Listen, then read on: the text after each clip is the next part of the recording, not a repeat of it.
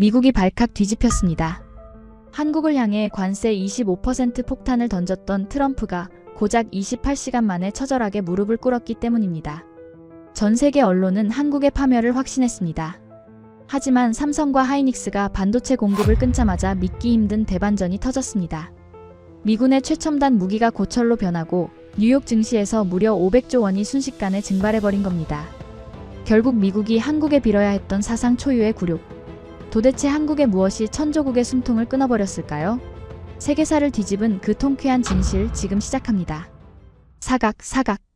정적을 가르는 소리는 오직 만년필의 펜촉이 최고급 결제 서류 위를 긁어대는 마찰음뿐이었습니다. 백악관 오벌 오피스의 공기는 평소보다 차갑게 내려앉아 있었지만 제 등 줄기를 타고 흐르는 전율은 그 어느 때보다 뜨겁게 달아오르고 있었죠. 눈앞에 앉은 백발의 노인 도널드 트럼프 대통령이 거침없이 휘갈겨 쓴 서명 끝에 마침표를 찍는 순간 저는 주머니 속에서 진동하는 스마트폰을 꽉 쥐었습니다.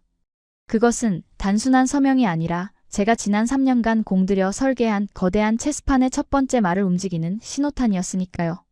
아름답군. 완벽해. 대통령이 만족스러운 듯 콧김을 내뿜으며 가죽 의자에 깊숙이 등을 기댔습니다. 잉크 냄새가 채 가시지 않은 그 종이 뭉치를 제게 건네는데 그 순간 터지는 카메라 플래시 세례에 눈이 멀어버릴 것만 같더군요. 행정명령 1028호. 이름은 건조하기 짝이 없었지만 그 내용은 가히 혁명적이었습니다. 대한민국 영토 내에 있는 삼성과 하이닉스의 핵심 반도체 공장을 미국 안보 자산으로 강제 지정하고 이에 불응할 시 징벌적 관세 250%를 부과한다는 내용이었으니까요. 쉽게 말해 너희 기술을 우리에게 헌납하지 않으면 너희 경제를 숨통 끊어놓겠다는 선전포고나 다름없었습니다. 솔직히 말씀드리면 양심의 가책 같은 건 전혀 없었습니다. 오히려 저는 이 순간을 위해 하버드 로스쿨 시절부터 동맹의 재정이라는 논문을 써왔고 워싱턴의 킹메이커로 살아왔던 겁니다. 사람들은 동맹을 친구라고 착각하지만 냉혹한 국제정치판에서 동맹은 그저 필요에 의해 결제하는 구독 서비스일 뿐이라는 게 제 지론이었거든요. 한국이요? 훌륭한 파트너죠. 하지만 그건 그들이 우리의 지시를 고분고분 따를 때의 이야기일 뿐입니다. 데이비드, 자네 생각대로 될까? 그 얌전한 친구들이 가만히 있을지 모르겠어. 국방장관이 샴페인 잔을 들어 올리며 짐짓 걱정스러운 척 물어왔지만 그의 입꼬리는 비릿하게 올라가 있었습니다. 저는 피식 웃음이 나오는 걸 참으며 창밖을 내다봤습니다. 저 멀리 워싱턴 기념탑이 꼿꼿하게 서 있는 풍경이 마치 세계를 내려다보는 미국의 자존심처럼 느껴지더군요. 장관님, 걱정도 팔자십니다. 한국은 갈등을 싫어하는 민족입니다. 그들은 분노보다 공포에 더 빨리 반응하는 DNA를 가지고 있죠. 제가 확신에 차서 대답하자 주변에 있던 참모진들이 킬킬거리며 동조했습니다. 틀린 말이 아니었으니까요. 지난 수십 년간 우리가 방위비 분담금을 올리든 무역협정을 일방적으로 파기하든 한국 정부가 보여준 반응은 늘 똑같았습니다. 심각한 유감을 표명한다는 종이 한 장, 그리고 며칠 뒤에 날아오는 로비스트들의 비굴한 웃음. 그게 전부였습니다. 그러니 이번에도 다르지 않을 겁니다. 아마 지금쯤 서울의 대통령실은 발칵 뒤집혀서 어떻게 하면 트럼프의 기분을 풀어줄지 대책회의를 하느라 전화통에 불이 났을 게 뻔했죠. 우리는 상황실로 자리를 옮겼습니다. 벽면을 가득 채운 대형 스크린에는 평택과 이천 그리고 울산의 공장들이 붉은 점으로 표시되어 있었습니다. 마치 폭격 좌표를 찍어놓은 듯한 그 화면을 보며 저는 묘한 정복감에 취했습니다. 이건 총 한 방 쏘지 않고 얻어내는 가장 우아한 승리였습니다. 우리가 굳이 수백조 원을 들여 공장을 지을 필요가 뭐 있겠습니까? 이미 다 지어놓은 걸 안보라는 명분으로 숟가락만 얹으면 그만인 것을요. 이게 바로 강대국의 특권이자 팍스 아메리카나의 본질 아니겠습니까? 현재 시각 한국 시간으로 새벽 4시입니다. 2시간 뒤면 한국 주식시장이 열립니다. 재무장관이 모니터를 가리키며 카운트다운을 시작했습니다. 월스트리트의 제 친구들은 이미 한국 기업들에 대한 대규모 공매도 포지션을 잡아둔 상태였습니다. 행정명령이 뉴스로 타전되는 순간 한국 증시는 패닉에 빠질 것이고 주가가 바닥을 칠 때 우리는 헐값에 그들의 지분을 쇼핑하면 되는 시나리오였죠. 정말이지 너무나 완벽해서 하품이 나올 지경이었습니다. 이번 기회에 확실히 버릇을 고쳐놔야 해. 감히 우리 승인 없이 독자 핵잠수함을 개발하려 들어? 트럼프 대통령이 햄버거를 베어 물며 투덜거렸습니다. 맞습니다. 최근 한국의 행보는 건방지기 짝이 없었습니다. 비밀리에 유럽과 접촉하고 캐나다와 기술 협약을 맺는 꼴이 영 거슬렸던 참이었습니다. 주인이 목줄을 느슨하게 쥐어주니까 본인이 늑대인 줄 착각하는 개와 다를 바 없었죠. 그래서 우리는 그 목줄을 다시 꽉 조이기로 한 겁니다. 대통령님, 장담하건대 24시간 안에 한국 대통령이 직접 전화를 걸어올 겁니다. 살려달라고 말이죠. 제 호언장담에 상황실 안은 다시 한번 웃음바다가 되었습니다. 그 누구도 의심하지 않았습니다. 이 거대한 작전이 실패할 확률은 0.001%도 없다고 믿었으니까요. 우리는 세계 최고의 정보력을 가진 CIA 보고서를 읽고 있었고 세계 최강의 칠함대를 보유하고 있었으며 무엇보다 달러라는 절대 반지를 끼고 있었거든요. 감히 누가 우리에게 대들겠습니까? 저는 샴페인을 한 모금 들이켰습니다. 톡 쏘는 탄산이 목을 긁고 내려가는 느낌이 짜릿했습니다. 그때까지만 해도 저는 몰랐습니다. 제가 지금 마시고 있는 이 달콤한 승리의 샴페인이 불과 몇 시간 뒤면 제 위장을 뒤집어 놓을 독배가 될 줄은 말입니다. 스크린 한 구석에서 붉은 전멸등 하나가 깜빡이기 시작한 건 바로 그 순간이었습니다. 아주 미세하고 규칙적인 깜빡임. 마치 폭풍 전야의 고요함을 깨는 시한폭탄의 타이머처럼 보였습니다. 통신이 좀 이상한데요? 통신 장교가 헤드셋을 만지작거리며 고개를 갸웃거렸습니다. 단순한 기계 오류겠거니 생각했습니다. 천조국의 첨단 위성 네트워크에 문제가 생길 리 만무하니까요. 저는 넥타이를 살짝 느슨하게 풀며 여유롭게 다리를 꼬았습니다. 한국이 굴복하는 뉴스를 기다리는 그 시간은 제 인생에서 가장 오만하고 즐거운 기다림이었습니다. 하지만 그 즐거움이 공포로 바뀌는 데는 그리 오랜 시간이 걸리지 않았습니다. 치지지직. B. 통신장교의 보고가 끝나기도 전에 상황실 구석에 처박혀 있던 낡은 기계가 기괴한 비명을 질렀습니다. 최첨단 디지털 요새인 백악관 상황실에 가장 어울리지 않는 물건 바로 한라인 전용 팩시밀리였습니다. 이게 무슨 소리야? 요즘 누가 팩스를 써? 트럼프 대통령이 미간을 찌푸렸지만 제 직감은 서늘하게 속삭이고 있었죠. 팩시밀리가 토해낸 종이를 집어든 순간 손끝에 정전기가 튀더군요. 문서는 외교적 수사 따위는 전부 생략한 채 마치 판결문처럼 건조했습니다. 수신 미합 중국 대통령 집무실. 발신 대한민국 국가안전보장회의. 1. 귀국의 행정명령 1028호는 명백한 동맹 파기행위다. 2. 이에 대한민국은 금일 060으로 반도체, 배터리 등 15대 전략 품목의 대미 수출을 전면 금지한다. 3.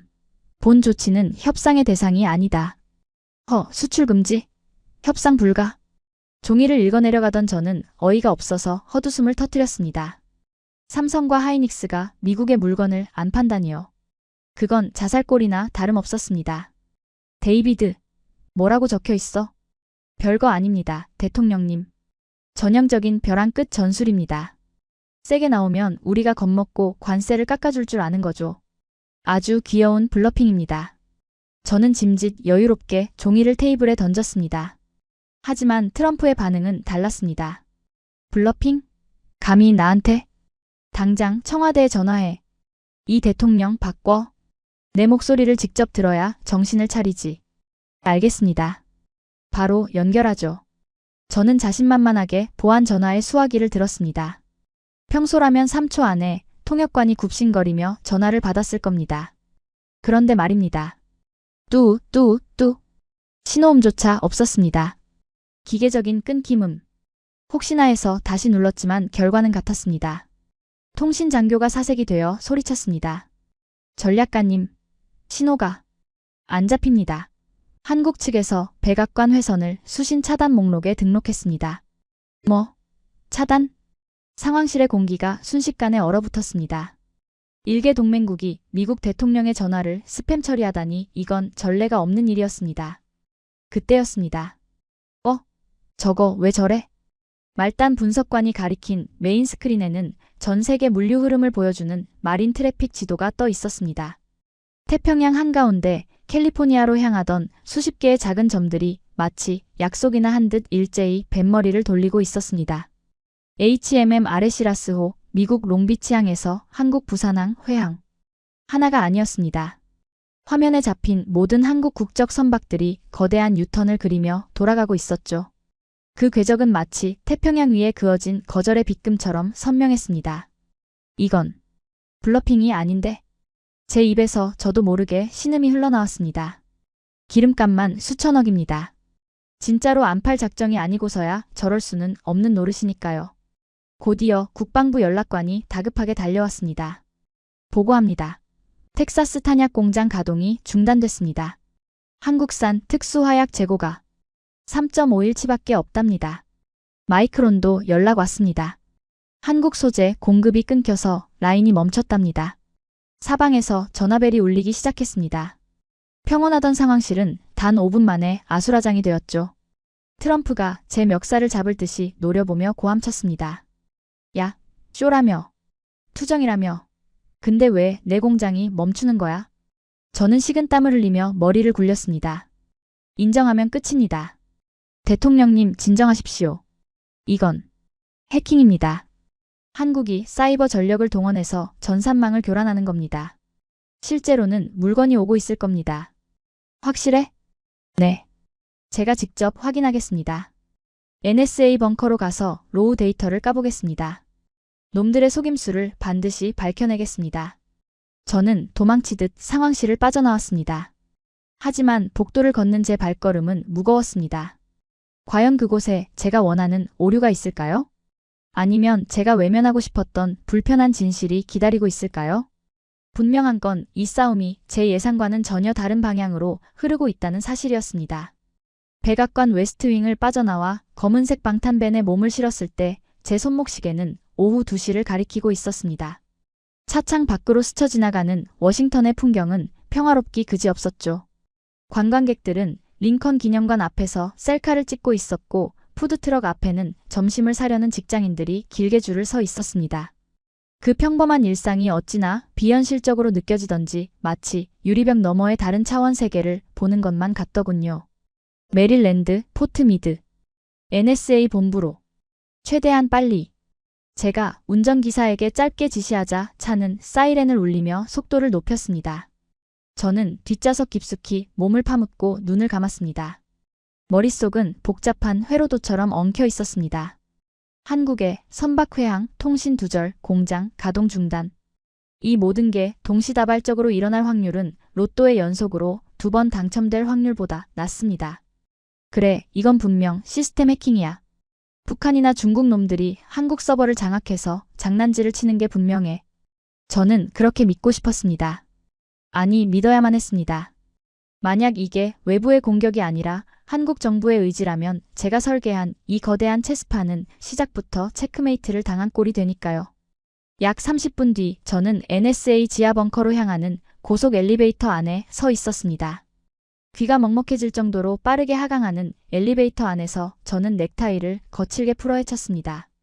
이곳은 전 세계 모든 이메일과 통화를 감청하고 지구 반대편에 CCTV까지 들여다볼 수 있는 미국의 눈입니다.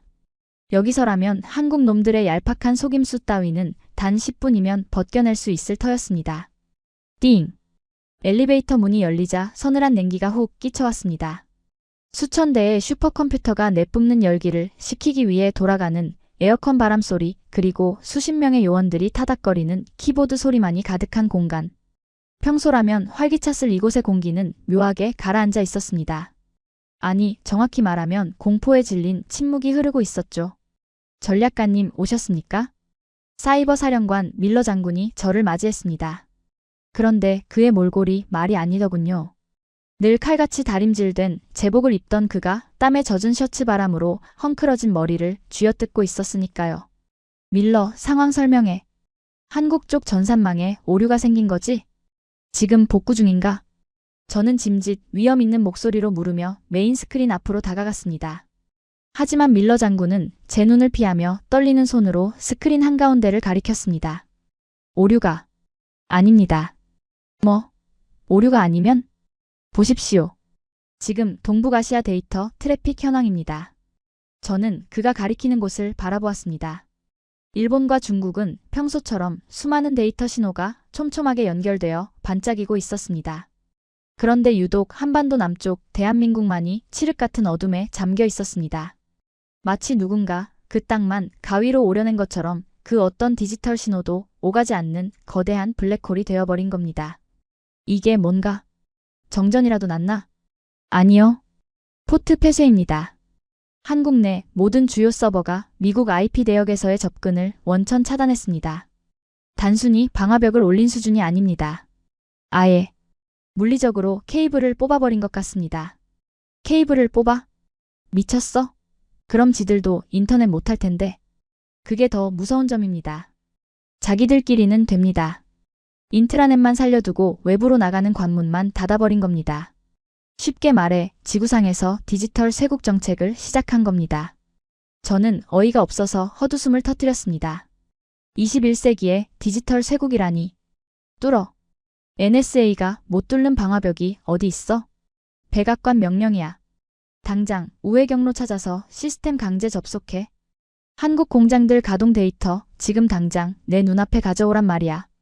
제가 고함을 지르자 밀러 장군이 한숨을 푹 내쉬며 키보드를 두드렸습니다. 안 해본 게 아닙니다. 보여드리죠. 지금 삼성전자 평택 캠퍼스 메인 서버에 강제 접속을 시도하는 화면입니다. 스크린에 복잡한 코드가 흐르더니 이내 거대한 팝업창 하나가 떴습니다. 저는 그 창에 뜬 메시지를 보고 할 말을 잃고 말았습니다. 보통의 해킹 방어 메시지라면 접근 거부 혹은 비밀번호 오류 정도가 떠야 정상입니다. 그런데 화면에 뜬 것은 너무나 정중해서 소름 끼치는 한글 안내문이었습니다. 접근 권한 없음. 귀하의 IP는 서울선언 제3조에 의거하여 차단되었습니다. 본 시스템은 대한민국 독자보안 알고리즘 K-쉴드에 의해 보호받고 있습니다. 문의사항이 있으시면 용산 대통령실로 연락해 주시기 바랍니다. 대기시간 무한대. 보셨습니까? 우리가 백도어를 심으려고 시도할 때마다 저 시스템은 우리를 조롱하듯 저 메시지만 띄웁니다. 더 끔찍한 건 뭔지 아십니까? 우리가 심어둔 스파이웨어들이 전부 삭제당하고 있다는 겁니다. 밀러 장군의 목소리에는 두려움이 섞여 있었습니다. 저는 주먹을 꽉 쥐었습니다. 분노보다는 당혹감이 앞섰습니다. 우리는 한국을 IT 강국이라고 치켜세워주긴 했지만 속으로는 우리가 만든 인터넷 위에서 노는 아이들이라고 생각했습니다. 구글과 마이크로소프트의 플랫폼 없이는 아무것도 못하는 나라라고 말이죠. 그런데 그들이 지금 그 플랫폼의 주인을 문전박대하고 있는 겁니다. 그것도 아주 차분하고 기계적인 냉정함으로 말입니다. 이건 말이 안 돼. 한국이 독자 OS를 가지고 있을 리가 없어. 하드웨어 레벨에서 막는 건가? 제가 혼잣말처럼 중얼거리자 옆에 있던 수석 분석관이 조심스럽게 끼어들었습니다. 맞습니다.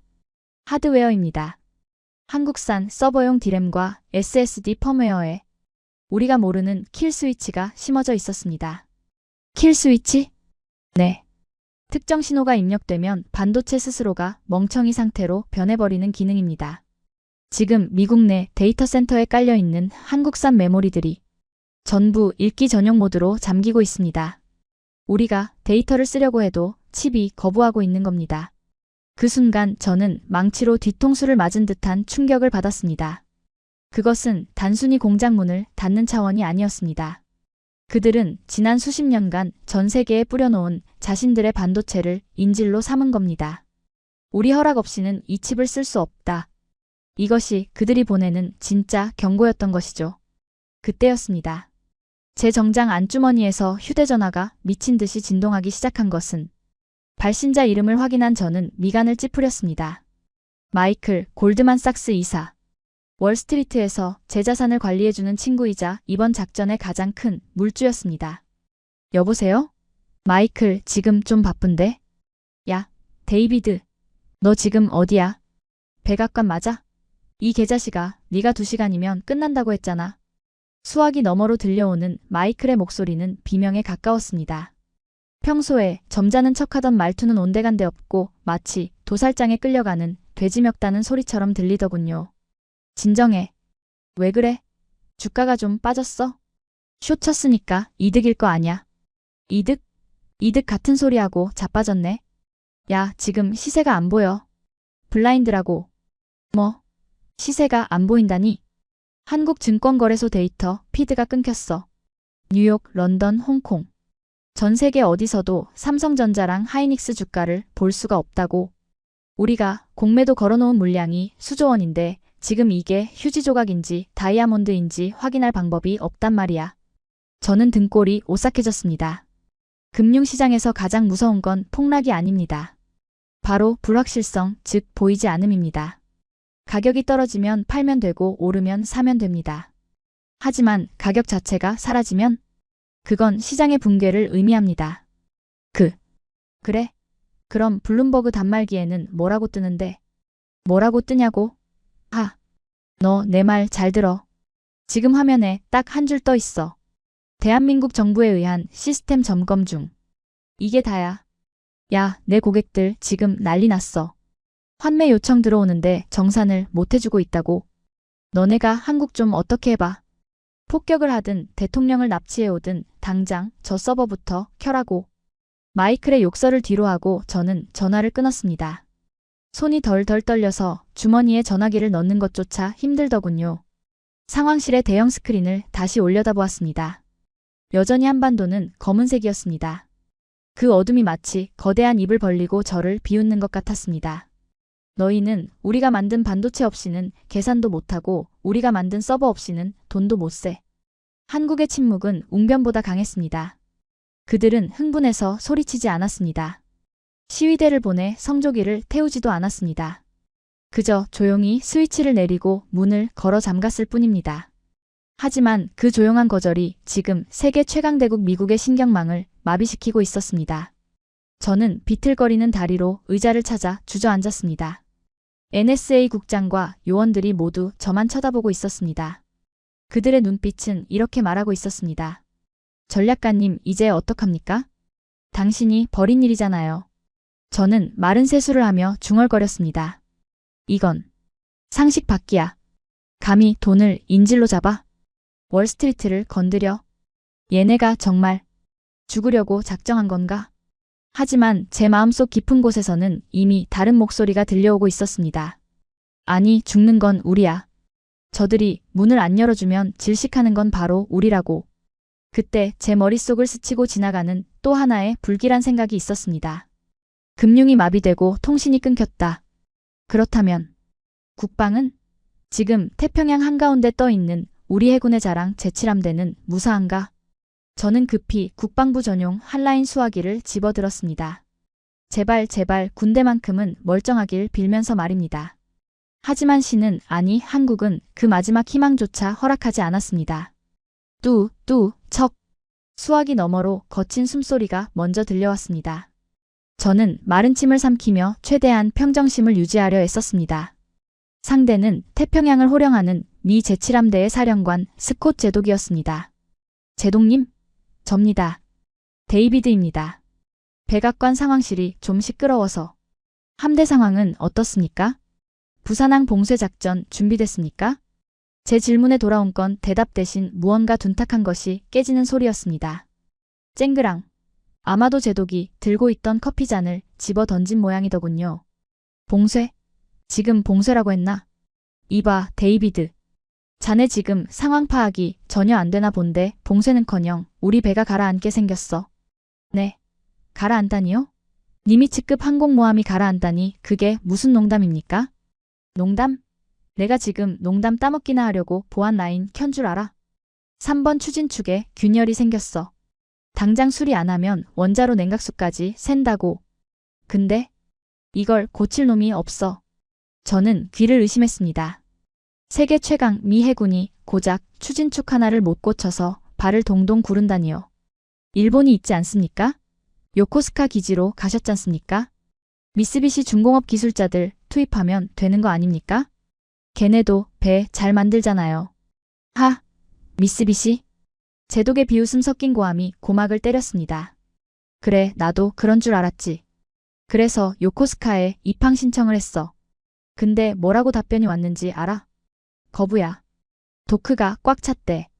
아니, 도크가 있어도 사람이 없대. 사람이 없다니요? 일본 기술자들 평균 연령이 65세야. 니미츠급의 특수 합금을 용접할 수 있는 마스터급 용접공이 전멸했다고. 지난 10년 동안 미국이랑 일본이 금융놀이 하느라 제조업을 등한시하는 동안 이 거대한 쇳덩이를 만질 수 있는 기술자는 죄다 한국으로 넘어갔단 말일세? 지금 태평양에서 이 배를 고칠 수 있는 곳은 딱 한 군데 거제도에 있는 하나오션 야드뿐이야. 근데 그놈들이 전화를 안 받아. 우리 함대를 유령 취급하고 있다고. 저는 말문이 막혔습니다. 등골이 서늘해지더군요. 돈이 없는 것도 장비가 없는 것도 아닙니다. 사람이 없어서 15조 원짜리 항공모함이 고철 신세가 된다. 이건 제 경제학 교과서에는 없는 변수였습니다. 제동님, 그럼 대안이? 대안? 대안 같은 소리 하고 있네. 지금 함내 온도가 40도야. 에어컨 컴프레서 부품도 한국산이라 수리를 못하고 있어. 병사들이 찜통 속에서 쓰러지고 있다고. 내일 아침까지 해결 안 되면 난 백악관이고 뭐고 한국 대통령한테 무릎 꿇고라도 입항 허가 받아낼 거야. 알겠어? 끊어. 전화가 끊겼습니다. 멍하니 수화기를 들고 있는 제 손을 누군가 거칠게 잡아챘습니다. 야, 정신 안 차려? 국방부는 뭐래? 트럼프 대통령이었습니다. 붉게 충혈된 눈으로 저를 노려보고 있었죠. 저는 차마 항모가 찜통이 됐다는 말은 할 수 없어 얼버무렸습니다. 아, 약간의 정비 문제가 있지만 곧 해결될 겁니다. 그보다 더 시급한 건 반도체입니다, 대통령님. 저는 화제를 돌리기 위해 상황실 중앙 테이블로 걸어갔습니다. 그곳에는 화상회의용 대형 모니터가 켜져 있었고 화면 속에는 실리콘밸리의 황제 엔비디아의 젠슨 황 CEO와 마이크론의 최고 기술 책임자가 동시에 접속해 있었습니다. 하지만 분위기는 장례식장보다 더 암울했습니다. 설명해 보시죠. 마이크론 CTO님. 우리가 보조금을 20조 원이나 줬잖습니까? 삼성 칩 없어도 HBM 생산 가능하다면서요? 지금 당장 대체품 내놓으세요. 제가 짐짓 강하게 몰아붙였습니다. 트럼프 앞에서 우리가 건재하다는 걸 보여줘야 했으니까요. 하지만 화면 속 마이크론 CTO는 마치 죄인처럼 고개를 숙이고 있었습니다. 전략가님, 그게 이론상으로는 가능했습니다. 설계도도 같고 장비도 같은 걸 쓰니까요. 그런데 뭐요? 수율이 안 나옵니다. 얼마나 안 나오길래 그럽니까? 80%? 70%? 까짓것 분량 좀 놔도 그냥 밀어붙여요. CTO는 떨리는 손으로 결과 보고서를 들어 화면에 비쳤습니다. 그 숫자를 본 순간 저는 제 눈을 의심했습니다. 제조번호 2026년 1월 26일 시험 결과. 목표 수율 90%, 실제 수율 15.2%, 상태 치명적 실패. 15%? 제가 더듬거리자 옆 화면에 있던 젠슨 황이 폭발했습니다. 가죽 재킷을 입은 그는 평소의 냉철한 모습은 온데간데 없고 당장이라도 모니터를 뚫고 나와 멱살을 잡을 기세였습니다. 야, 데이비드. 너희가 쓰라고 해서 쓴 거야. 마이크론 칩 끼우자마자 내 AI 서버가 어떻게 됐는지 보여줘. 젠슨 황이 화면을 전환했습니다. 데이터 센터 내부 CCTV 영상이었습니다. 서버렉에서 하얀 연기가 피어오르고 있었습니다. 경보음이 울리고 소화가스가 분사되는 아비규환의 현장. 보이지? 온도가 98도야. 물이 끓는 온도라고. 삼성 칩 쓸 때는 40도를 안 넘기던 게 마이크론 거 끼우자마자 발열을 못 잡아서 GPU까지 다 태워먹었어. 이 칩은 반도체가 아니라 그냥 비싼 핫팩이야. 아니, 쿨링팬을 더 돌리면 되잖습니까? 제가 다급하게 반박했습니다. 물리적인 문제라면 힘으로 해결하면 된다는 게 제 방식이었으니까요. 쿨링팬? 너 진짜 무식하구나. 젠슨 황이 헛웃음을 지으며 차트 하나를 띄웠습니다. 현미경으로 확대한 칩의 단면도였습니다. 봐. 이게 삼성의 MRMUF 기술이야. 칩과 칩 사이를 특수 용액으로 채워서 열을 식히는 기술이지. 한국 엔지니어들이 10년 동안 수만 번 실패하면서 찾아낸 황금 레시피라고. 근데 마이크론? 얘네는 그 용액 배합 비율을 몰라. 흉내는 냈는데 미세하게 기포가 들어가서 열이 안 빠지는 거라고. 이건 돈으로 해결되는 게 아니야. 노하우라고. 30년 짬밥의 차이란 말이다. 젠슨 황의 일갈은 뼈아팠습니다. 우리는 반도체를 그저 기계가 찍어내는 공산품이라고 생각했습니다. 설계도만 뺏어오면 누구나 만들 수 있는 레고 블록이라고요.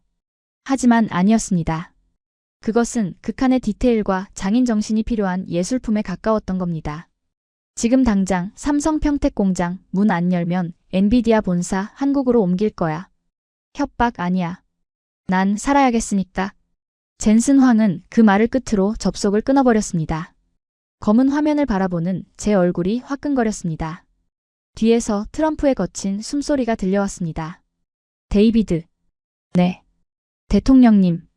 기술도 없고 사람도 없다? 트럼프는 넥타이를 거칠게 잡아뜯으며 자리에서 일어났습니다. 그의 눈빛이 광기 어린 안광으로 번뜩였습니다. 그럼 뺏어와야지. 그게 미국 방식이야. 네. 뺐다니요? 텍사스 테일러시에 있는 삼성 파운드리 공장. 거기 지금 완공됐지? 장비 다 들어갔지? 네, 그렇습니다. 거기 우리 땅이야. 우리 주 방위군 투입해. 행정명령 1028호 제4조 비상시 국유화 조항 발동한다. 군인들 보내서 공장 접수하고 강제로 돌려. 한국 엔지니어들 총 들이대면 하게 돼 있어. 당장 연결해. 말릴 틈도 없었습니다. 아니, 솔직히 말하면 저도 그 순간에는 그게 유일한 해법이라고 생각했습니다. 기술이 없으면 기술자를 납치하고 공장이 없으면 공장을 뺏는 것. 야만적이지만 가장 확실한 방법이니까요.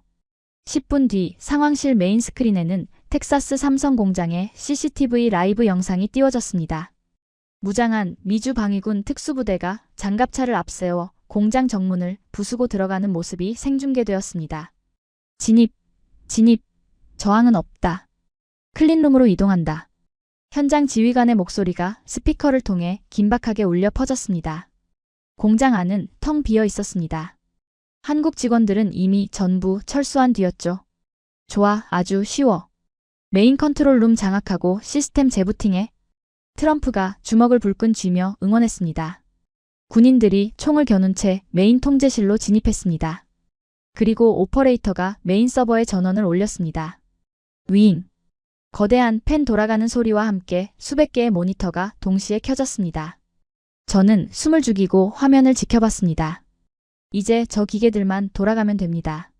비록 한국 본토는 잃었어도 텍사스 공장만 돌리면 급한 불은 끌 수 있습니다. 그런데 대장님, 이것 좀 보십시오. 현장 오퍼레이터의 당황한 목소리가 들렸습니다. 뭐야?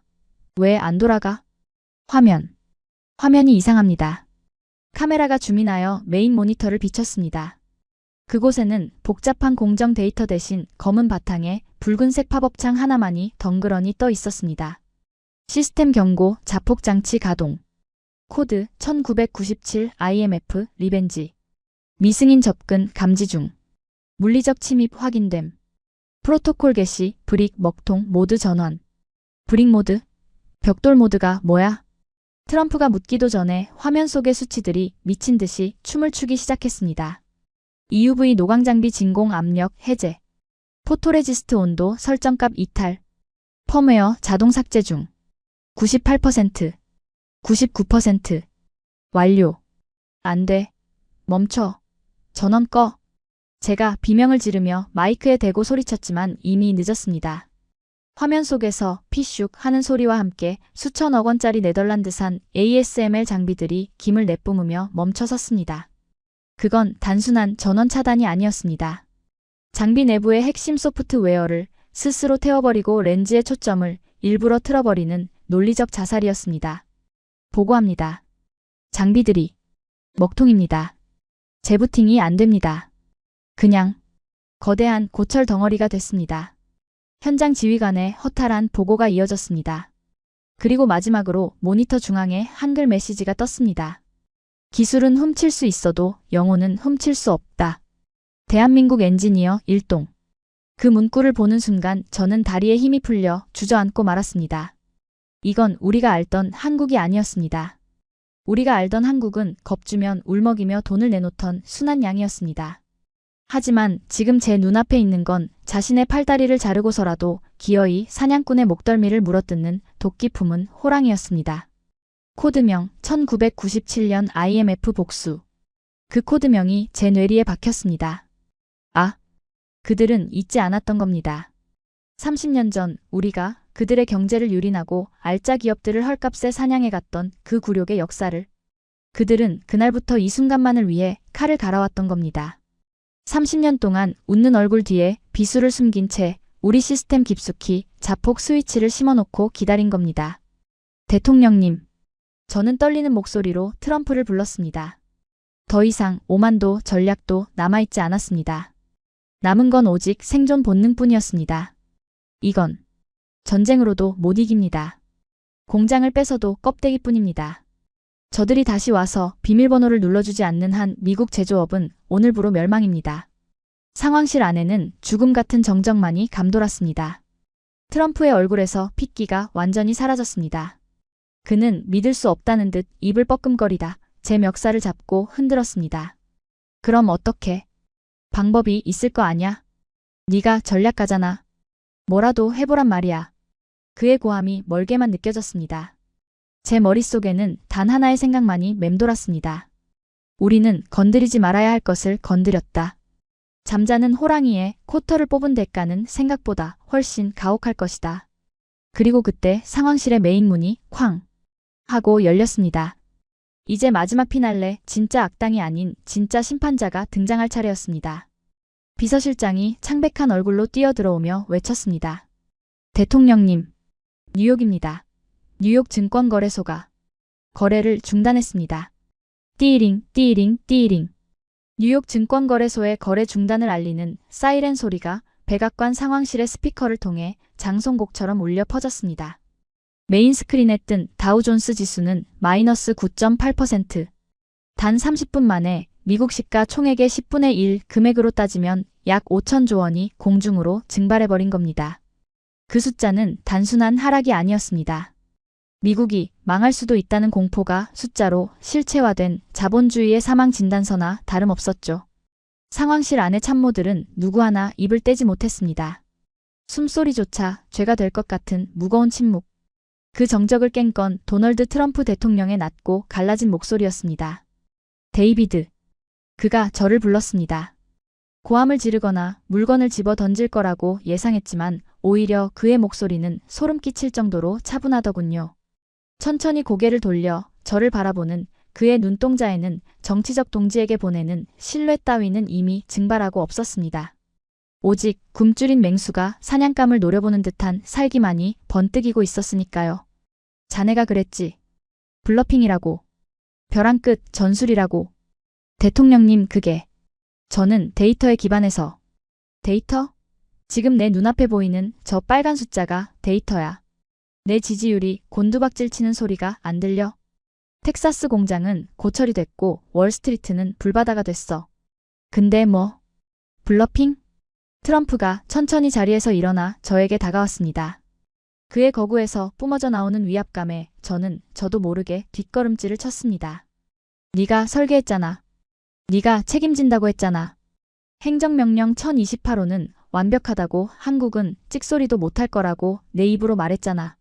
변수. 예상치 못한 변수가 있었습니다. 한국이 자폭 스위치까지 달아났을 줄은. 변명하지 마. 트럼프의 고함 소리가 상황실을 뒤흔들었습니다. 해결해. 무슨 수를 써서든 해결해.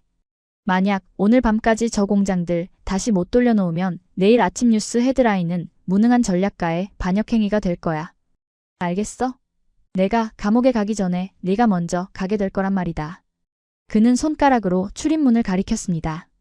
그것은 명백한 축객령이자 제목에 칼을 들이대는 최후 통첩이었습니다. 나가서 답을 찾아와. 빈손으로 돌아오면 그땐 FBI가 자네를 기다리고 있을 거야. 저는 도망치듯 상황실을 빠져나왔습니다. 등 뒤에서 닫히는 육중한 철문 소리가 마치 감옥의 문이 닫히는 소리처럼 들리더군요. 복도에는 무장한 경호원들이 저를 힐끔거리고 있었습니다. 어제까지만 해도 저에게 경례를 붙이던 그들의 눈빛이 이제는 잠재적 범죄자를 보는 듯한 싸늘한 시선으로 바뀌어 있었습니다. 제 개인 집무실로 돌아온 저는 문을 걸어 잠그고 책상 위에 놓인 위스키를 병째 들이켰습니다. 식도가 타들어가는 고통이 느껴졌지만 제 머릿속을 맴도는 공포를 지우기엔 역부족이었습니다. 토사구팽. 사냥이 끝나면 사냥개를 삶아 먹는다더니 제가 딱 그 꼴이었습니다. 방법을 찾아야 해. 한국 놈들이 심어놓은 킬 스위치. 분명 해제 코드가 있을 거야. 저는 떨리는 손으로 CIA 국장이 1급 기밀이라며 건네줬던 USB를 꺼내 제 개인 노트북에 꽂았습니다. 이건 한국 정부 내부망을 해킹해서 얻은 블랙파일 모음집이었습니다. 이전에는 한국 따위가 감추는 게 있어봤자지 하며 거들떠보지도 않았던 자료들이었죠. 하지만 지금은 이게 제 목숨줄이었습니다. 파일 목록을 훑어내려가던 제 눈이 프로젝트 무궁화 1998에서 2025라는 폴더에서 멈췄습니다. 무궁화? 한국의 국화 이름입니다. 저는 홀린 듯 그 폴더를 더블 클릭했습니다. 암호 입력창이 떴지만 NSA에서 받아온 마스터키 코드를 넣자 붉은색 잠금 아이콘이 풀리더군요. 그리고 그 안에 담긴 문서를 읽어내려가던 저는 들고 있던 마우스에서 손을 뗄 수밖에 없었습니다. 온몸에 털이 곤두서는 듯한 전율. 그것은 단순한 기술 문서가 아니었습니다. 1급 기밀 프로젝트명 무궁화 디지털 주권 회복 계획. 작성일 1998년 12월 20일 IMF 관리체제 직후. 목표 미합 중국에 대한 기술적 종속 탈피 및 비대칭 전력 확보. 문서의 첫 장부터 충격적이었습니다. 1998년이면 한국이 IMF 외환위기로 나라가 망하니 많이 하던 시절 아닙니까? 우리가 금 모으기 운동이나 한다고 비웃던 그 시절에 그들은 지하 벙커에서 미국을 향한 비대칭 전력을 설계하고 있었던 겁니다. 하지만 진짜 공포는 그 다음 페이지부터였습니다. 세부 실행 계획 트로이의 목마. 1. 반도체 펌웨어 백도어 심기. 2005년부터 생산되는 모든 군수용 서버용 메모리 반도체에 K-로직 알고리즘 탑재. 미 국방부 납품 물량 포함. 2. 미사일 유도 시스템 장악 로키드 마틴, 레이시온 등 미 방산업체가 사용하는 한국산 FPGA 칩에 원격 제어 코드 삽입. 3. 실행 조건 대한민국의 주권이 심각하게 침해받았다고 판단될 시 코드 제로 발령과 동시에 해당 칩을 사용하는 모든 미군 장비를 잠금한다. 미친. 제 입에서 헛웃음이 터져나왔습니다. 우리는 한국이 반도체를 많이 파는 줄만 알았습니다. 그래서 우리가 갑이고 그들이 을이라고 착각했죠. 우리가 안 사주면 너네 망해 라고 큰소리쳤으니까요. 하지만 진실은 정반대였습니다. 그들은 반도체를 판 게 아니라 우리 몸속에 혈관을 심었던 겁니다. 그리고 그 혈관 속에는 언제든 우리 심장을 멈출 수 있는 독극물이 흐르고 있었던 것이죠. 저는 급히 문서를 넘겨 타겟 리스트를 확인했습니다. F-35 전투기, 이지스함 레이더, 심지어는 미니트맨3 통제 시스템까지. 미국의 핵무기를 제어하는 시스템의 핵심 부품조차 한국산 칩 없이는 작동하지 않는다는 사실이 도면과 함께 상세히 기록되어 있었습니다. 우린 인질이었어. 처음부터. 그제야 이해가 갔습니다. 왜 한국이 그토록 덤덤했는지, 왜 팩스 한 장만 보내고 침묵했는지. 그들은 알았던 겁니다. 자신들이 버튼 하나만 누르면 세계 최강 미군이 종이호랑이가 된다는 사실을 말입니다. 그때 제 방문을 두드리는 소리가 들렸습니다. 전략가님 FBI입니다. 잠시 문 좀 열어주시죠. 심장이 덜컥 내려앉았습니다. 트럼프가 보낸 사냥개들이 벌써 도착한 겁니다.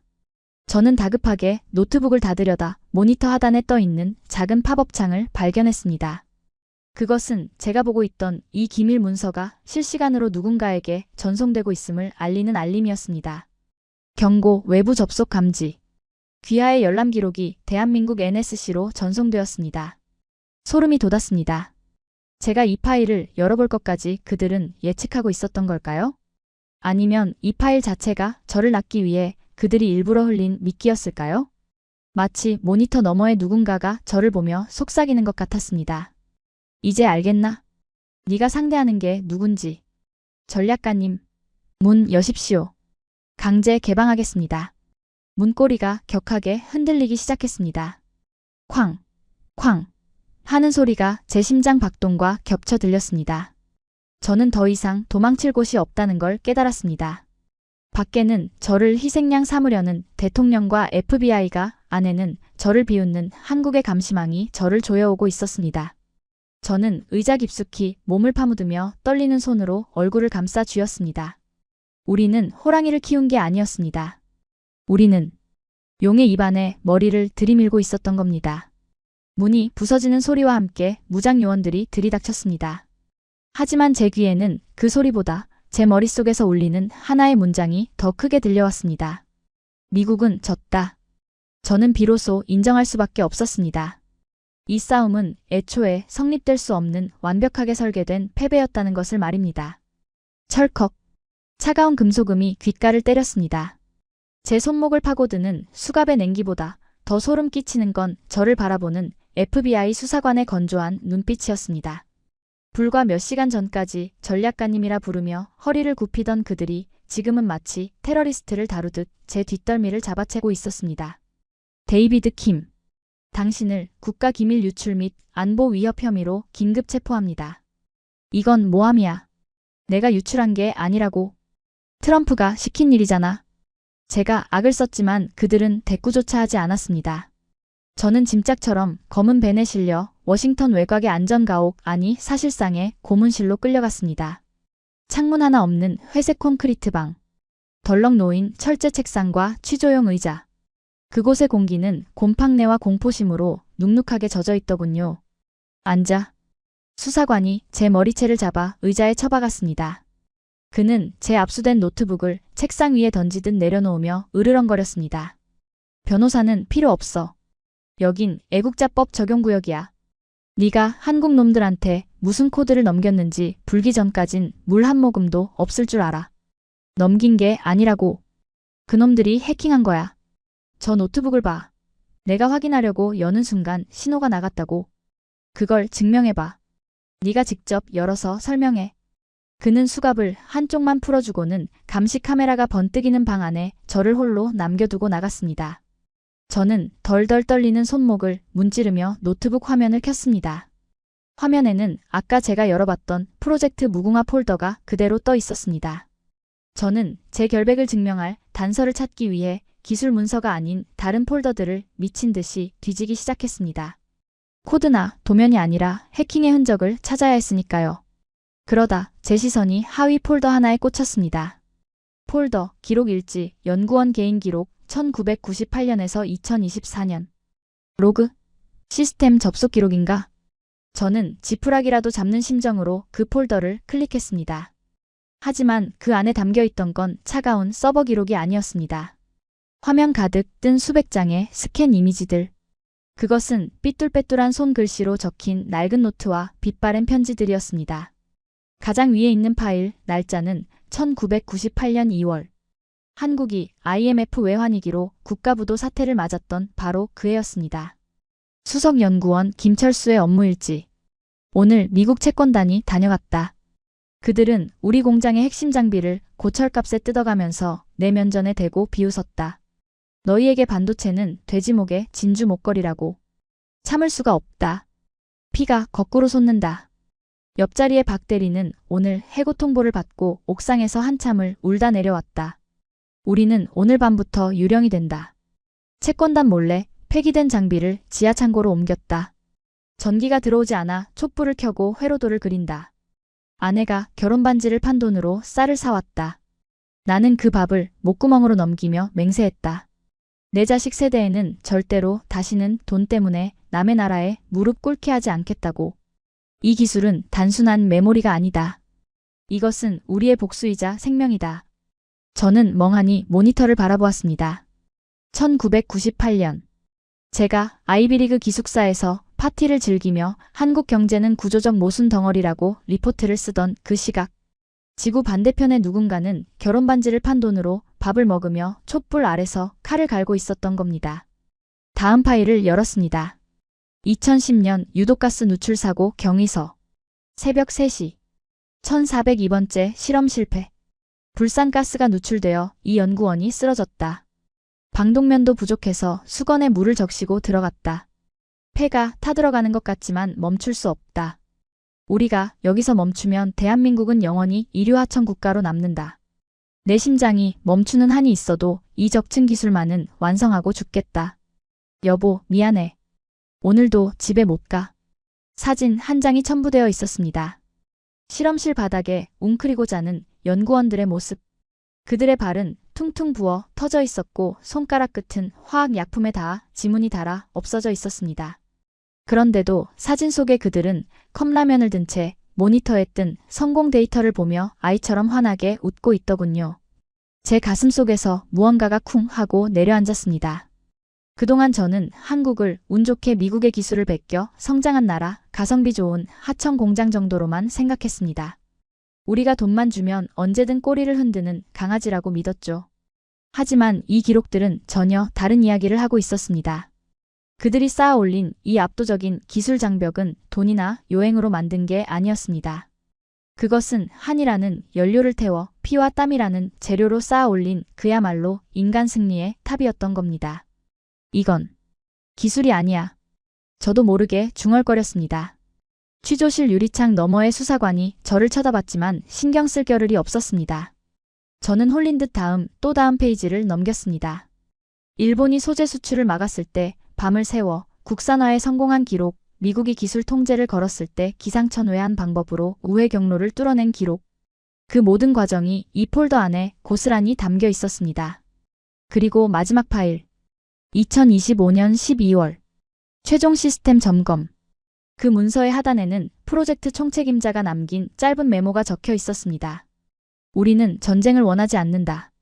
우리는 그저 우리의 아이들을 지키고 싶을 뿐이다. 하지만 누군가 우리의 존엄을 짓밟으려 한다면 이 무궁화는 가시를 세울 것이다. 미국이여, 부디 이 스위치가 눌리는 날이 오지 않기를 바란다. 이것이 눌리는 순간 당신들은 알게 될 것이다. 우리가 지난 30년간 흘린 눈물의 무게가 얼마인지. 저는 노트북을 덮을 수밖에 없었습니다. 더 이상 읽을 수가 없었습니다. 눈앞이 흐려졌기 때문입니다. 미국의 엘리트로서 세계 최고의 전략가라고 자부했던 제 오만함이 산산이 조각나는 순간이었습니다. 저는 그동안 숫자로만 세상을 봤습니다. GDP, 군사력 순위, 주가. 그 숫자 노름판에서 미국은 언제나 1등이었고 한국은 10위권의 조연일 뿐이었죠. 하지만 저는 가장 중요한 변수를 계산에 넣지 않았습니다. 바로 사람의 마음. 가족을 지키겠다는 가장의 절박함, 무시당하지 않겠다는 국민의 자존심, 그리고 잿더미 속에서 다시 일어서겠다는 그 처절한 도끼. 그 도끼는 슈퍼컴퓨터로도 계산할 수 없고 핵무기로도 부술 수 없는 것이었습니다. 우리는 건드리지 말아야 할 것을 건드린 겁니다. 단순히 삼성이라는 기업을 공격한 게 아니라 대한민국이라는 나라가 지난 70년 동안 씹어 삼킨 가시를 건드린 겁니다. 흐윽. 정정만이 감도는 취조실에서 저는 고개를 숙인 채 흐느꼈습니다. 억울해서가 아니었습니다. 감옥에 가는 게 무서워서도 아니었습니다. 그저 그들의 치열한 삶 앞에 전략가라고 으스대던 제 자신이 너무나 부끄럽고 초라하게 느껴졌기 때문입니다. 너 뭐 하는 거야? 왜 울어? 취조실 문이 열리고 수사관이 들어왔습니다. 그는 뜬금없이 울고 있는 저를 보며 미친 사람 보듯 쳐다보았습니다. 저는 눈물을 닦으며 그를 올려다보았습니다. 그리고 천천히 하지만 뼈저린 확신을 담아 말했습니다. 수사관님, 트럼프 대통령에게, 아니 위에 전해주십시오. 뭐? 미쳤어? 네가 지금 대통령한테 뭘 전해? 전해야 합니다. 지금 당장 사과하지 않으면 미국은 죽습니다. 이 자식이 돌았나? 기밀 불라니까 헛소리하고 있어. 수사관이 곤봉으로 책상을 내리쳤지만 저는 물러서지 않았습니다. 보십시오. 이 노트북을 보란 말입니다. 이건 해킹 코드가 아닙니다. 이건 대한민국의 유서입니다. 우리가 아무리 돈을 쏟아부어도 절대로 베낄 수 없는 그들의 영혼이란 말입니다. 이걸 훔치려 했다간 우리 모두가 저주받을 겁니다. 닥쳐. 반역자 주제에 어디서 훈계야. 수사관이 제 뺨을 후려쳤고 저는 바닥으로 나뒹굴었습니다. 입안에서 비릿한 피맛이 느껴졌습니다. 차가운 바닥에 볼을 대고 누운 채 저는 천장의 형광등을 바라보았습니다. 눈부시게 하얀 불빛. 마치 그 불빛이 1998년 촛불을 켜고 밤을 지새우던 그 한국연구원의 눈빛처럼 느껴졌습니다. 우린 틀렸어. 처음부터 이길 수 없는 싸움이었어. 저는 차가운 취조실 바닥에서 몸도 마음도 완전히 붕괴된 채 깨달았습니다. 이제 남은 건 제 조국이 저지른 오만의 대가를 처절하게 치르는 꼴을 지켜보는 일뿐이라는 것을. 밖에서는 요란한 사이렌 소리가 들려오고 있었습니다. 아마도 최후의 시간이 다가오고 있는 것 같았습니다. 위잉, 위잉, 위잉. 천장의 형광등이 내는 미세한 소음이 제 고막을 파고들었습니다. 차가운 시멘트 바닥에 볼을 대고 누워있으니 입안에서 비릿한 피맛이 맴돌더군요. 수사관에게 뺨을 맞아 터진 입술보다는 제 가슴 속에서 무너져 내리는 자존심의 파편들이 더 아프게 찔러왔습니다. 저는 눈을 감았습니다. 어둠 속에서도 아까 봤던 그 낡은 일기장의 글씨들이 환영처럼 떠다녔습니다. 내 자식 세대에는 무릎 꿇게 하지 않겠다. 그 문장이 저를 비웃고 있는 것 같았습니다. 하버드에서 배운 경제학 이론, 펜타곤에서 익힌 지정학 전략. 그 모든 것이 그 투박한 문장 하나 앞에서 휴지 조각처럼 흩어졌으니까요. 저는 제가 체스판의 말을 움직이는 플레이어인 줄 알았습니다. 하지만 착각이었습니다. 저는 그저 거대한 용의 콧수염 위에서 춤추던 주제 파악 못한 하루살이에 불과했던 겁니다. 일어나. 수사관이 제 옆구리를 군화발로 툭툭 찼습니다. 하지만 저는 꼼짝도 할 수 없었습니다. 몸이 묶여서가 아니었습니다. 제 영혼이, 제 신념이 산산조각이 나버려서 손가락 하나 까딱할 힘조차 남아있지 않았던 겁니다. 안 들려? 일어나라고. 그가 다시 발길질하려던 찰나 취조실 밖에서 엄청난 굉음이 들려왔습니다. 단순한 사이렌 소리가 아니었습니다. 그것은 수십 대의 차량이 동시에 급제동을 걸며 내는 타이어 마찰음 그리고 다급한 고함 소리들이 뒤섞인 혼돈의 교향곡이었습니다. 쾅! 쾅! 쾅! 육중한 철문이 뜯겨나갈 듯 흔들리더니 이내 경첩이 부서지며 활짝 열렸습니다. 수사관이 놀라 허리춤에 권총에 손을 댔지만 곧바로 얼어붙고 말았습니다. 들이닥친 사람들은 검은 정장을 입은 백악관 비밀경호국 요원들이었기 때문입니다. 그리고 그들 사이로 땀에 흠뻑 젖은 백악관 비서실장이 뛰어들어왔습니다. 데이비드, 살아있나? 비서실장은 바닥에 쓰러진 저를 보고는 수사관에게 짐승처럼 소리쳤습니다. 당장 수갑 풀어. 미쳤어? 누구한테 손을 댄 거야? 아니, 실장님 분명 대통령님께서 반역자라고. 닥치고 풀어. 1분 1초가 급해. 수사관이 허둥지둥 열쇠를 찾아 제 수갑을 풀었습니다. 자유가 된 손목에는 붉은 자국이 선명했지만 저는 통증을 느낄 겨를도 없었습니다. 비서실장이 제 멱살을 잡다시피 일으켜 세우며 귓가에 속삭였거든요. 가야 해. 백악관으로. 저는 체포된 거 아닙니까? 체포? 아, 지금 그 단계 문제가 아니야. 2단계가 시작됐어. 2단계요? 한국 놈들이 진짜로 스위치를 내리려고 해. 국방부 시스템 전체가 셧다운 직전이야. 대통령님께서 자네를 찾고 계셔. 이 사태를 수습할 사람은 자네뿐이라고. 저는 비틀거리는 다리로 요원들의 부축을 받으며 밖으로 끌려나갔습니다. 안전가옥 밖의 풍경은 그야말로 지옥도였습니다. 워싱턴의 밤하늘은 경찰차와 소방차의 붉은 경광등으로 물들었고 멀리 보이는 펜타곤 쪽에서는 검은 연기가 피어오르고 있었습니다. 검은색 방탄벤에 짐짝처럼 실려 백악관으로 향하는 길.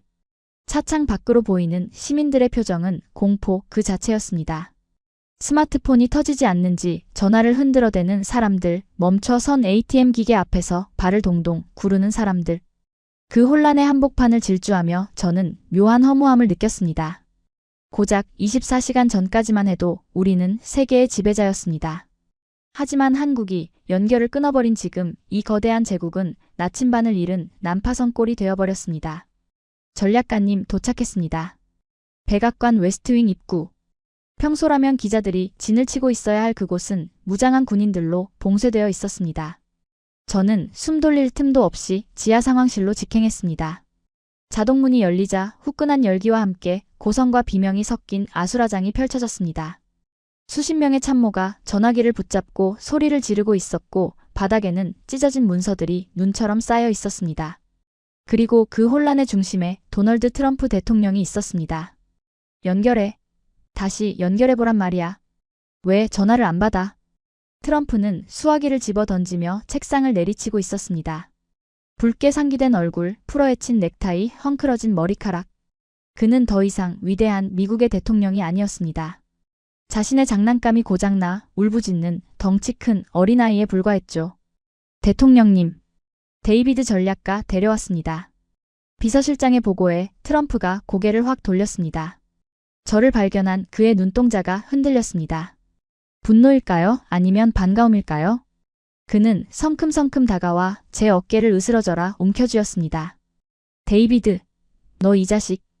해결책 찾았지? 그치? NSA 갔다 왔다며. 한국 놈들이 심어놓은 버그 그거 잡을 수 있지? 그의 목소리는 절박했습니다. 제 입에서 네, 가능합니다. 라는 말이 나오기만을 기다리는 눈치였습니다. 하지만 저는 그 순간 제 노트북 속에서 봤던 그 문구를 떠올렸습니다. 영혼은 훔칠 수 없다. 저는 천천히 고개를 저었습니다. 못 잡습니다, 대통령님. 뭐? 그게 무슨 소리야? 우린 미국이야. 세계 최고의 해커들이 있잖아. 이건 해킹의 문제가 아닙니다.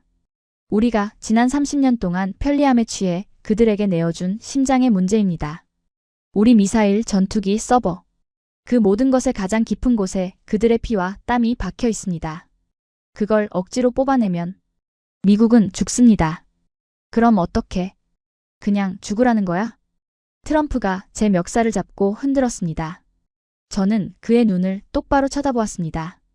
예전 같았으면 공포에 떨었겠지만 이상하게도 지금은 마음이 차분하더군요. 바닥을 찍고 올라온 사람만이 가질 수 있는 체념 섞인 평온함이랄까요? 인정하셔야 합니다. 우리는 졌습니다. 뭐? 졌어? 감히 대통령 앞에서 패배를 입에 담아? 자존심을 버리십시오. 지금 살 길은 하나뿐입니다. 그들이 원하는 걸 들어주는 겁니다.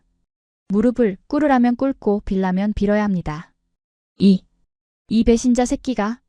트럼프가 손을 치켜들었지만 저는 눈 하나 깜짝하지 않았습니다. 때리십시오. 저를 죽이셔도 좋습니다.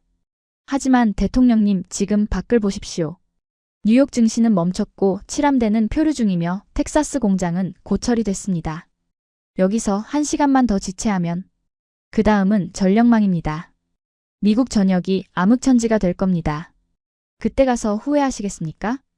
제 단호한 말에 트럼프의 손이 허공에서 멈췄습니다. 상황실의 모든 소음이 잦아들었습니다. 국방장관도 국무장관도 말단 직원들도 모두 숨을 죽인 채 우리를 지켜보고 있었습니다. 그들 모두 알고 있었던 겁니다. 제 말이 끔찍하지만 유일한 진실이라는 것을. 트럼프의 손이 힘없이 떨구어졌습니다. 그는 비틀거리는 걸음으로 자신의 의자로 돌아가 털썩 주저앉았습니다. 마치 공기가 빠져버린 풍선처럼 그 거대했던 자아가 순식간에 쪼그라든 모습이었습니다. 내가, 도널드 트럼프가 항복을 하라고? 그는 멍하니 중얼거렸습니다. 그때였습니다. 상황실 중앙 테이블에 놓인 붉은색 전화기 한 라인이 정적을 깨고 울리기 시작했습니다. 따르르릉. 그 소리는 마치 사형 집행을 알리는 종소리처럼 날카롭게 울려 퍼졌습니다. 발신자 표시 화면에는 발신 대한민국 서울이라는 글자가 선명하게 깜빡이고 있었죠. 아까는 우리가 아무리 걸어도 받지 않던 그들이 이제는 먼저 전화를 걸어온 겁니다. 이것은 대화 요청이 아니었습니다. 최후 통첩이었습니다. 아무도 수화기에 손을 대지 못했습니다. 국방장관은 고개를 돌려버렸고 비서실장은 마른 세수만 하고 있었습니다. 결국 제가 나섰습니다. 저는 입가에 묻은 피를 손등으로 쓱 닦아내고 붉은 전화기 앞으로 걸어갔습니다. 받으십시오, 대통령님. 저는 수화기를 들어 트럼프에게 내밀었습니다. 이게 마지막 기회입니다. 이 전화를 놓치면 내일 아침에 미국은 오늘과 다를 겁니다. 트럼프는 떨리는 눈으로 저와 수화기를 번갈아 보았습니다. 그의 입술이 파르르 떨렸습니다. 그는 생애 처음으로 자신이 통제할 수 없는 거대한 힘 앞에 직면한 공포를 느끼고 있는 듯 했습니다. 스피커폰으로 해. 그가 겨우 내뱉은 한마디였습니다. 저는 고개를 끄덕이고 스피커 버튼을 눌렀습니다. 달칵. 연결되었습니다. 하지만 상대방은 아무 말도 하지 않았습니다. 스피커 너머로 들려오는 건 숨막힐 듯한 침묵뿐이었습니다. 그 침묵은 100마디의 욕설보다 더 무겁게 상황실의 공기를 짓눌렀습니다. 제가 먼저 입을 열었습니다. 이제 저는 오만한 전략가가 아니었습니다. 패배를 인정한 패전국의 참모로서 예의를 갖추었습니다. 여기는 백악관 상황실입니다. 말씀하십시오. 그러자 스피커 너머에서 차분하고 그러나 서리빨처럼 차가운 목소리가 흘러나왔습니다. 시간이 많이 지체됐군요. 미스터 트럼프. 한국 대통령의 목소리였습니다. 그 목소리를 듣는 순간 트럼프의 어깨가 움찔하고 튀어 올랐습니다. 이제 시작된 겁니다. 우리가 저지른 오만의 대가를 뼈와 살을 깎아내며 치러야 할 심판의 시간이. 저는 눈을 감고 다가올 폭풍을 기다렸습니다. 마음 한구석에서는 오히려 안도감이 들더군요. 적어도 이제 우리는 주제 파악을 하게 될 테니까요. 스피커폰을 타고 흐르는 목소리에는 미세한 노이즈조차 섞이지 않은 완벽한 정적이 감돌았습니다. 그것은 분노한 인간의 외침이 아니었습니다. 이미 승패가 결정된 체스판 위에서 마지막 체크메이트를 부르기 직전 상대를 재촉하는 심판관의 건조한 어조였죠. 트럼프 대통령의 입술이 파르르 떨렸습니다. 그는 땀으로 흥건해진 손바닥을 바지에 거칠게 문지르며 구겨진 자존심을 펴보려 애쓰더군요. 아, 이 대통령. 청와대로 돌아가신 걸 축하하오. 내 참모들이 보고를 잘못 올린 것 같소. 우리가 텍사스 공장에 군대를 보낸 건 당신네 공장을 뺏으려는 게 아니라 그 테러 위협으로부터 보호하려던 거였소. 전임자와 달리 강단이 있으시니 오해가 좀 있었던 모양인데. 오해라. 남의 나라 공장 정문을 군화발로 걷어차고 엔지니어들의 머리에 소총을 겨누는 게 미국의 보호 방식입니까? 이 대통령은 트럼프의 비굴한 변명을 단칼에 잘라버렸습니다. 변명은 그만두십시오. 저는 전임자들과 다릅니다. 당신이 주 방위군을 투입한 바로 그 시각 우리 NSC는 서울선언 제4조에 의거하여 이 행위를 전시 상황에 준하는 명백한 침략으로 규정했습니다. 침략? 아니, 내 나라 땅에 있는 공장인데 그게 무슨 소리요? 내가 내 군대를 보내는 게 죄란 말이오? 착각하지 마십시오. 그 공장의 설비와 데이터 그리고 그곳에 흐르는 기술은 대한민국 영토의 연장선입니다. 당신은 한미상호방위조약 제2조를 정면으로 위반했습니다. 잠시 침묵이 흘렀습니다. 상황실에 있는 수십 명의 참모가 동시에 마른 침을 삼키는 소리가 들릴 정도로 긴장감이 감돌았습니다. 당신이 무력으로 시스템을 장악하려 시도했기에 우리 무궁화 시스템은 2단계 프로토콜 가동 준비에 들어갔습니다.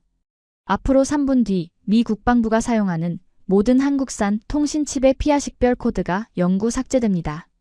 피아 식별 코드? 구석에 처박혀 있던 국방장관이 비명을 지르며 앞으로 튀어나갔습니다. 안 됩니다. 절대 안 됩니다. 그게 삭제되면 우리 레이더에서 아군기가 전부 적군으로 표시됩니다. 7함대가 우리 F-35 전투기를 격추하게 된다고요? 그건 자살 행위입니다. 미 국방장관께서 상황 파악이 빠르시군요. 그렇다면 묻겠습니다. 지금 태평양 상공에 떠 있는 F-35와 괌 앤더슨 기지의 미니트맨 핵미사일 통제장치. 그 안에 들어가는 핵심 칩 어디서 만들었습니까? 국방장관은 꿀먹은 벙어리처럼 입을 다물었습니다. 그 침묵이 곧 정답이었습니다. 전부 한국산입니다. 당신들이 원가 절감하겠다고 우리 기업들 쥐어짜서 만든 칩을 사다가 당신들 심장에 박아넣지 않았습니까? 이제 그 대가를 치를 시간입니다. 코드가 삭제되는 순간 미국의 최첨단 무기들은 전부 고철 덩어리가 되거나 아군을 향해 발포하는 통제불능의 괴물이 될 겁니다. 그건 안 돼. 미쳤어? 그건 공멸이야. 우리를 협박하는 거야. 트럼프가 책상을 내리치며 악을 썼습니다. 하지만 스피커 너머의 목소리는 비웃음조차 담지 않은 채 차갑게 대꾸했습니다. 협박? 착각하지 마십시오. 이건 청구서입니다. 지난 70년 당신들이 우리를 방패막이로 쓰면서 강요했던 안보 비용. 그리고 30년 전 IMF 때 우리 알짜 기업들을 헐값에 사냥해갔던 그 약탈의 역사. 그 모든 것에 대한 연체 이자까지 쳐서 지금 정당하게 청구하는 겁니다. 스피커폰 너머로 종이 넘기는 소리가 사각하고 들렸습니다. 그 건조한 소리가 마치 사형 선고문처럼 들려오더군요. 조건은 3가지입니다. 펜을 드십시오. 받아 적어야 할 겁니다. 트럼프는 멍하니 서 있다가 비서실장이 쥐어준 펜을 허둥지둥 받아들었습니다. 천하의 미 합중국 대통령이 전화기 앞에서 받아쓰기를 준비하는 꼴이라니. 옆에서 지켜보는 저조차도 눈을 질끈 감고 싶을 만큼 처참한 광경이었습니다. 첫째, 서울선언문 즉각 서명. 미국 내 한국 반도체 공장에 대해 미 정부는 그 어떤 행정명령도 세무조사도 징발권도 행사할 수 없습니다. 그곳은 오늘부로 치외법권이 적용되는 대한민국 주권 영토입니다. 치외법권? 미쳤소? 텍사스 한복판에 남의 나라 땅을 만들라고? 의회가 승인할 리 없어. 설득은 당신 몫입니다. 2단계 발령까지 2분 남았습니다. 알았소. 내가 처리하겠소. 다음은 둘째, 주한미군 기지 사용료 지급. 한국은 미국의 전초기지가 아닙니다. 당신들이 서태평양 방어선을 위해 우리 땅을 빌려 쓰는 겁니다. 그러니 앞으로는 당신들이 우리에게 월세를 내십시오. 연간 100억 달러. 100억 달러. 우리가 지켜주는데 돈까지 내라고? 지켜준다. 틀렸습니다. 우리가 당신들 본토로 날아오는 미사일을 최전선에서 막아주고 있는 겁니다. 싫으면 나가십시오. 우리도 독자 핵무장하면 그만이니까. 이미 준비는 끝났습니다. 이 대목에서 국무장관이 신음소리를 내며 주저앉았습니다. 미국의 해구산 정책이 폐기물 처리장으로 들어간다는 선언이나 다름없었으니까요. 마지막 셋째. 이것이 가장 중요합니다. 트럼프의 손이 덜덜 떨리고 있었습니다. 사과는 공개적으로 합니다. 당신이 직접 올 시간은 없으니 필립 골드버그 주한 미 대사를 지금 당장 청와대 본관으로 보내십시오. 전 세계가 보는 앞에서 그가 당신을 대신해 90도로 고개를 숙이고 사죄문을 낭독하게 하십시오. 공개 사과? 이 악마 같은. 트럼프는 펜을 집어던지며 비명을 질렀습니다. 굴욕도 이런 굴욕이 없었습니다. 돈을 뜯기고 법을 무시당하는 것도 모자라 전 세계 앞에서 공개 처형을 당하라는 소리였으니까요. 결정하십시오. 1분 남았습니다. 59, 58. 전화기 너머에서 카운트다운이 시작되었습니다. 숫자가 줄어들 때마다 상황실 모니터들이 붉은 경고등을 미친 듯이 깜빡이며 비명을 질렀습니다. 경고, 방어망 불안정. 누군가는 말려야 했지만 아무도 입을 열 수 없었습니다. 나서는 순간 매국노가 될까 두려웠던 겁니다. 결국 제가 나섰습니다. 저는 천천히 트럼프에게 다가갔습니다. 대통령님, 서명하셔야 합니다. 데이비드, 나보고 미국 역사상 가장 멍청한 대통령이 되라는 거야? 멍청한 대통령이 되는 게 낫습니다. 나라를 멸망시킨 대통령으로 기록되는 것보다는 말입니다. 저는 흔들리는 그의 눈을 똑바로 쳐다보며 비수를 꽂았습니다. 인정하십시오. 우린 완벽하게 졌습니다. 저들이 쥐고 있는 건 반도체가 아닙니다. 미국의 목줄입니다. 자존심 세우다가 2단계가 발동되면 대통령님은 탄핵이 아니라 군사재판에 회부될 겁니다. 30, 29. 카운트다운은 계속되었습니다. 트럼프는 붉어진 눈으로 허공을 노려보다가 마침내 힘없이 고개를 떨구었습니다. 거대한 제국의 황제가 보이지 않는 작은 나라의 논리 앞에 무릎을 꿇는 순간이었습니다. 알겠소. 트럼프가 기어들어가는 목소리로 패배를 선언했습니다. 필립 대사에게 전권을 위임하겠소. 원하는 대로 다 해주겠소. 현명한 판단입니다. 방송 준비해두겠습니다. 전화가 끊기고 잠시 후 상황실 정면에 스크린이 전환되었습니다. CNN, BBC, NHK. 전 세계 뉴스 채널이 하나의 화면을 송출하기 시작했습니다. 생중계, 서울, 청와대, 긴급 대국민 담화 및 한미 공동 성명. 화면 속 장소는 대한민국 청와대 본관 대강당. 뒤편에 걸린 봉황 문양과 푸른 기와 그림이 위엄을 뿜어내고 있었습니다. 필립 골드버그 미 대사가 도살장에 끌려가는 소처럼 무거운 걸음으로 입장했습니다. 그의 손에 들린 검은 파일, 그것이 바로 트럼프가 승인한 치욕의 문서였습니다. 대사는 단상 앞에 서서 입술을 꽉 깨물었습니다. 하지만 이 대통령이 그를 빤히 응시하자 대사는 눈을 질끈 감더니 천천히 허리를 숙이기 시작했습니다. 15도, 30도, 45도, 그리고 90도.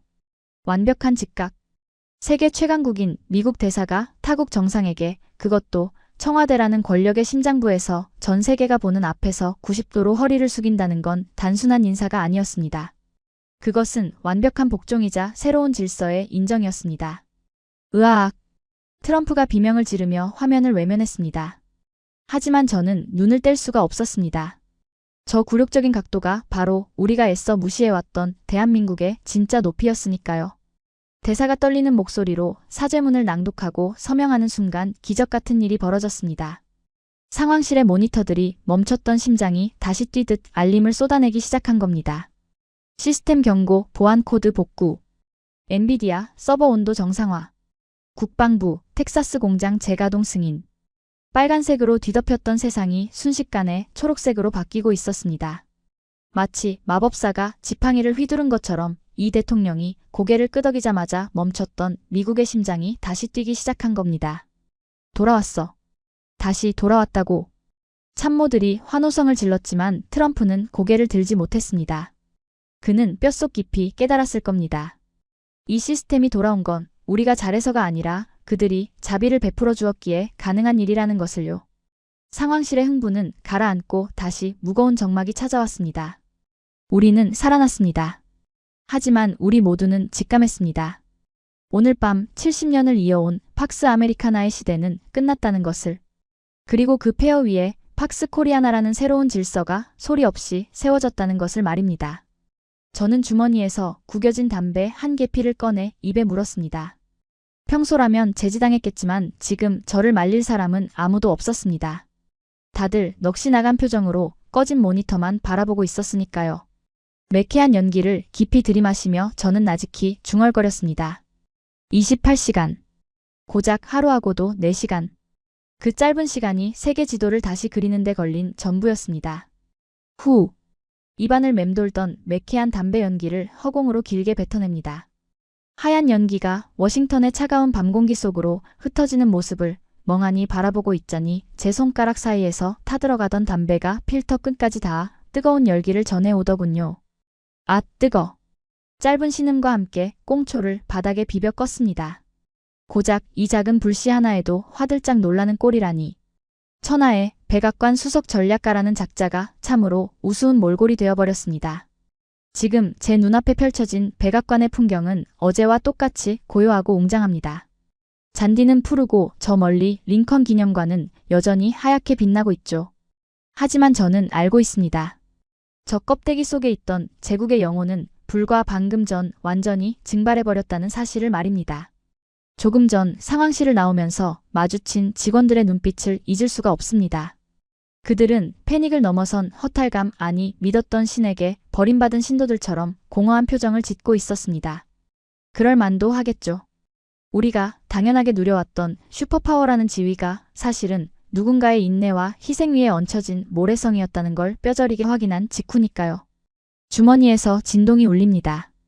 습관처럼 꺼내든 스마트폰 화면에는 속보, 이 대통령, 미국은 영원한 우방. 그러나 존중 없는 동맹은 없다 라는 헤드라인이 떠 있습니다. 화면 속 청와대 본관의 푸른 기와 그 곡선이 오늘따라 유난히 날카롭고도 동시에 부드러워 보입니다. 예전엔 그저 한국의 대통령 관저 정도로만 치부했던 그 건물이 지금 이 순간엔 마치 범접할 수 없는 거대한 산처럼 느껴지는 건 왜일까요? 솔직히 고백하겠습니다. 저는 그동안 한국을 기적의 나라라고 칭송하면서도 속으로는 우리가 키워준 나라라고 얕잡아봤습니다. 그들이 만든 반도체는 우리 기술의 아류작이고 그들의 문화는 우리 자본의 부산물이라고 착각했었죠. 하지만 오늘 저는 그 오만함이 얼마나 무지한 것이었는지 깨달았습니다. 그들은 단순히 기술을 개발한 게 아니었습니다. 강대국들의 틈 바구니에서 살아남기 위해 뼈를 깎고 피를 말리는 고통을 견디며 자신들만의 절대 반지를 벼려왔던 겁니다. 전략가님, 트럼프 대통령께서 찾으십니다. 등 뒤에서 경호원이 저를 부릅니다. 하지만 저는 발길을 돌리지 않았습니다. 이제 저 안으로 들어가면 저는 패전의 책임을 지고 해임될 것이고 어쩌면 긴 청문회 싸움을 시작해야 할지도 모릅니다. 그런데 이상하죠? 두렵지가 않습니다. 오히려 꽉 막혀있던 채증이 내려간 듯 속이 후련합니다. 마치 평생을 거만한 부잣집 도련님으로 살다가 난생 처음으로 진짜 어른에게 호되게 회초리를 맞고 정신이 번쩍 든 기분이랄까요? 아프지만 동시에 감사합니다. 그들이 아니었다면 우리는 영원히 우리가 최고라는 착각 속에 빠져 서서히 썩어 들어가는 줄도 모르고 멸망했을 테니까요. 저는 다시 한번 밤하늘을 올려다봅니다. 워싱턴의 별들은 여전하지만 그 별들을 바라보는 제 시선은 이제 완전히 달라져 있습니다. 힘은 총구에서 나오는 것이 아니라 책임과 품격에서 나온다는 것. 그리고 진정한 강함이란 상대를 짓밟는 것이 아니라 스스로를 지키는 힘이라는 것. 이 단순하고도 위대한 진리를 가르쳐준 저 태평양 건너의 작지만 거대한 나라에게 비록 적국의 참모였지만 한 인간으로서 깊은 경의를 표하고 싶습니다. 자, 이제 들어가서 제 죗값을 받을 시간입니다. 적어도 오늘 배운 교훈 덕분에 앞으로의 저는 어제보다 조금 더 나은 사람이 되어 있지 않겠습니까? 그거면 됐습니다. 정말로 그거면 충분합니다. 여러분, 오늘 이야기 어떠셨습니까? 미국의 심장부, 백악관이 멈춰선 그 28시간. 그것은 단순한 상상이 아니라 우리 대한민국이 실제로 피땀 흘려 만들어낸 기술 주권이 있기에 가능한 시나리오였습니다. 누군가는 한국을 지정학적 리스크라고 부릅니다. 하지만 오늘 보셨듯 그 리스크는 역으로 상대를 겨누는 가장 강력한 무기가 될 수도 있습니다. 지금 여러분의 주머니 속에 그리고 여러분이 밟고 있는 이 땅 위에 흐르는 그 놀라운 저력을 오늘만큼은 마음껏 자랑스러워 하셔도 좋겠습니다. 지금까지 감동띵동이었습니다. 가슴이 뜨거워지셨다면 구독과 좋아요, 그리고 여러분이 생각하는 대한민국의 진짜 힘은 무엇인지 댓글로 남겨주세요. 저는 더 압도적인 이야기로 다시 찾아오겠습니다.